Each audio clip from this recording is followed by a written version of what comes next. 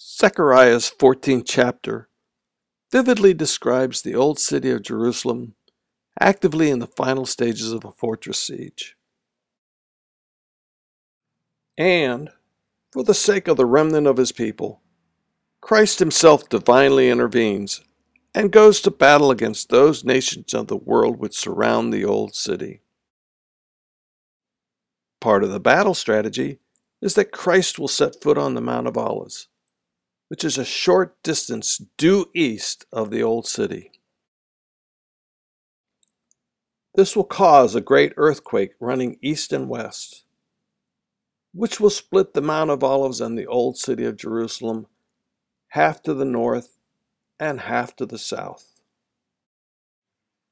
This event takes place on the day of Yahuwah and is the first day of Christ's millennial reign.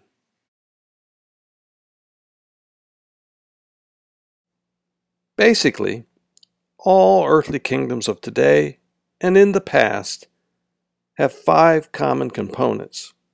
The first and foremost component of a kingdom is the king, which is the supreme ruler of the kingdom. The second component is the territory of the kingdom itself, which can be as little as just a few square miles and as large as a continent, even larger. The third component of any kingdom is the king's residence, which is usually a palace or castle, strategically located within the territory of the kingdom. The palace is where the king resides and contains many rooms to house the family and close acquaintances of the king. These family members and close acquaintances live with and have direct access to the king. They are recognized in the king's court as nobility and are the fourth component of a kingdom. It is under the direction from the king that the nobility also share in the responsibility of ruling the kingdom. And it is those that are ruled by the king and his nobility which are the fifth component of the kingdom. These are the 5 components of earthly kingdoms, and similarly, the future kingdom of God also contains these same 5 components. Shalom. My name is Guy Smith, and this is the 16th video in this channel as the days of Noah. In this video, we're going to begin examining each of these 5 components, which comprise the kingdom of God. Previously, in video 13, we determined that Christ's first coming is where he was physically born into the world as a sacrificial lamb to take away the sins of those which willingly accept his sacrifice, and to establish himself as the king of his future kingdom. According to the prophetic scriptures, Christ is predicted to come as a conquering warrior, and as king he will subjugate the kingdoms of the world.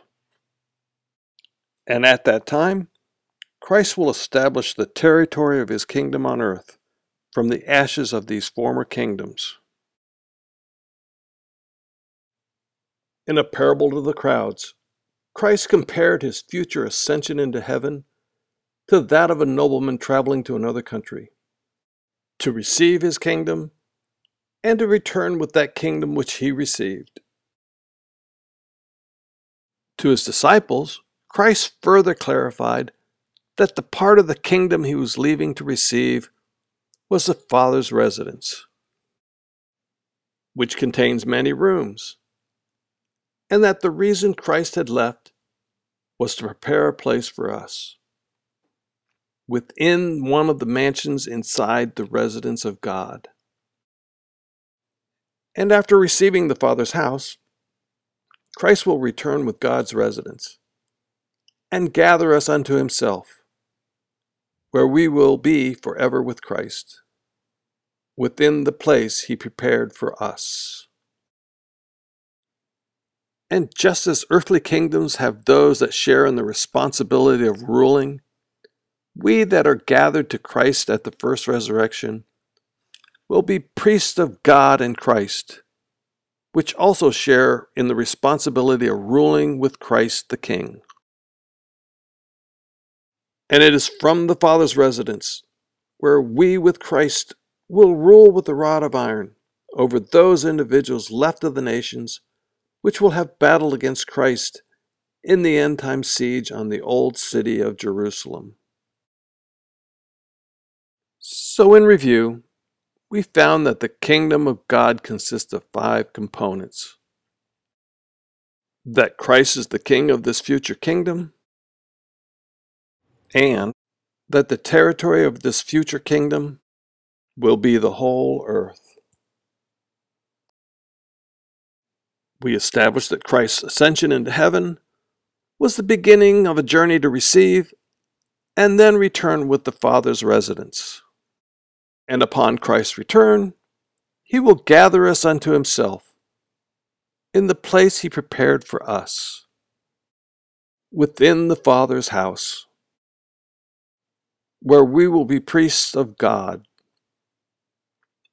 and jointly rule with Christ over those left of the nations that will fight against Christ at the future siege on the old city of Jerusalem.